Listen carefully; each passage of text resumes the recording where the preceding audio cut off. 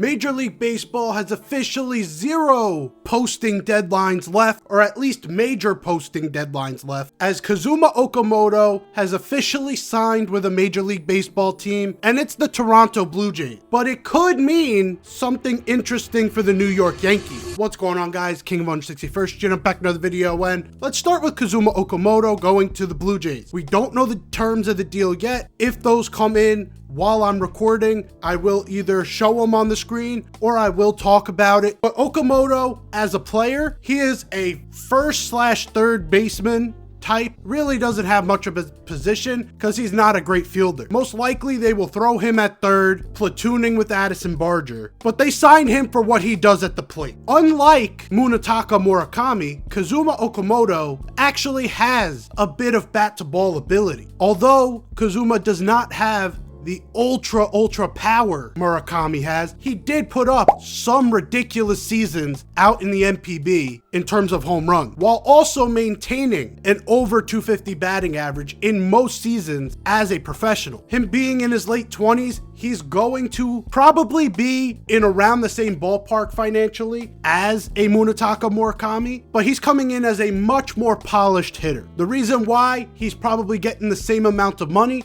is because the ceiling is probably a lot lower, knowing the amount of power that Murakami has and his youth. He's in his mid-20s. Kazuma Okamoto, I believe, is in his late 20s. Munetaka Murakami, if he can fix some of his mistakes, he could turn into an all-around threat, and that would make him one of the best hitters in Major League Baseball. With Kazuma Okamoto, he's already somewhat of an all-around threat, but he doesn't have the Major League pop that Murakami has, so he'll be stuck in sort of that purgatory area in terms of his potential is not ultra high, but his floor is so much higher than Munetaka Murakami. For the Blue Jays, this is what you would want to see out of a team that just lost in the World Series. They are going out and getting the players they want. They get Dylan Cease early. Now they're getting Kazuma Okamoto. They've been in on a bunch of guys. Does this take them out of the Kyle Tucker sweepstakes? I'm not sure, but they are bolstering a lineup.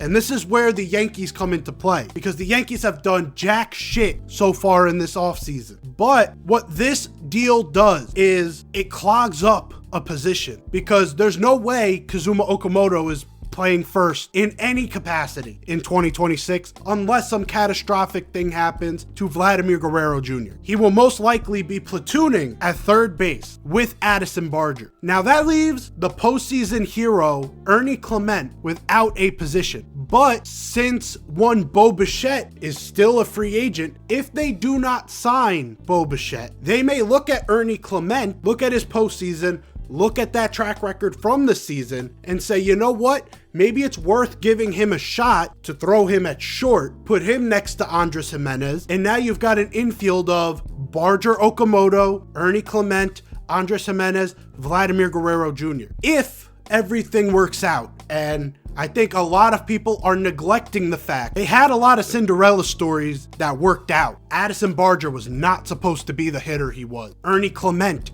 came out of absolutely nowhere. If that works out and they continue to stride forward instead of taking steps back, that lineup is nasty without Bo Bichette. And the Blue Jays may be looking at this and saying, we're going to need to save money somewhere. Maybe putting Clement at short is where we do it. How does this pertain to the Yankees? Well, if Bo Bichette's pathway to the Blue Jays is a little more difficult today than it was yesterday, who can swoop in and get him? A team that desperately needs a shortstop and desperately needs a leadoff hitter. And both of those things pertain to the Yankees in 2026. The pros of signing Bo Bichette, if you're the Yankees, like I just said, he would be the perennial leadoff hitter. He is the king of bat to ball. Bo Bichette would be coming in off a season where he had an expected batting average of 298 and in the 86th percentile in K percentage, which means he does not strike out at the rate of most major league hitters. Now, he does not walk, so that OPS and on base percentage, it could start to level out because he is a very big swing machine. Another one of these downsides, if you thought Anthony Volpe was bad in the field last year, if we get Bo Bichette, we are welcoming